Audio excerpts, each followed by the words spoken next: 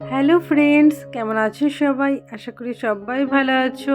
আমার তরফ থেকে সবাইকে জানাই শুভ নববর্ষের অনেক অনেক শুভেচ্ছা ও অভিনন্দন।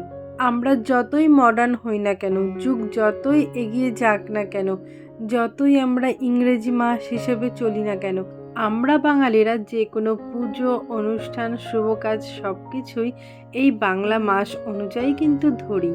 নববর্ষ যা হলো আমাদের বাঙালিদের একটা ঐতিহ্য। পহেলা বৈশাখ থেকে শুরু হয় আমাদের আরেকটা নতুন বছরের সূচনা। জীবনে নতুন কিছু করার ইচ্ছা বা নতুন কিছু পাওয়ার আকাঙ্ক্ষা, 12 মাসে 13 পার্বণ, আবার মায়ের আগমন, সবটা ঘিরেই আমাদের এই নববর্ষ।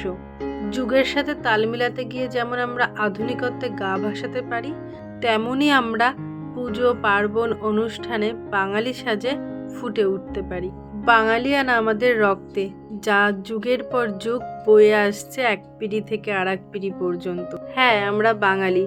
অন্যদের কালচার আমরা যেমন পালন করতে পারি, তেমনই আমরা আমাদের বাঙালিয়ানাকে ধরে রাখতে পারি। কিছু কিছু মানুষ আছে নিজেদেরকে মডার্ন দেখাতে গিয়ে নিজেদের অস্তিত্বটাকেই চাপা দিয়ে ফেলে। শো অফ করতে গিয়ে বাংলা ভাষাকেই তারা অস্বীকার করে।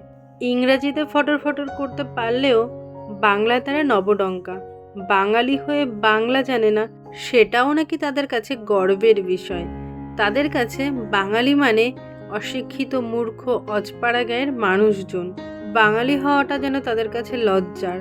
বাঙালি হয়ে যে ইংরেজি জানা যাবে না, বাঙালি হয়ে যে মডার্ন হওয়া যাবে না, তার একটা ভুল ধারণা নিয়েই বেঁচে থাকে। মানছি যুগের সাথে তাল মিলাতে গিয়ে ইংরেজি শেখাটা জরুরি, তা বলে কি নিজেদের অস্তিত্বটাই ভুলে যেতে হবে? বাঙালি হয়ে পরিচয় দিতে গিয়ে লজ্জা পেতে হবে? এটা কেমন ধরনের শিক্ষা? মনে রেখো, এই বাংলা জগতেরই ধ্রুবতারা হলেন রবীন্দ্রনাথ ঠাকুর, ঈশ্বরচন্দ্র বিদ্যাসাগর, সুভাষচন্দ্র বসু। এনাদের মতোই মহান মহান মনি ঋষিরা।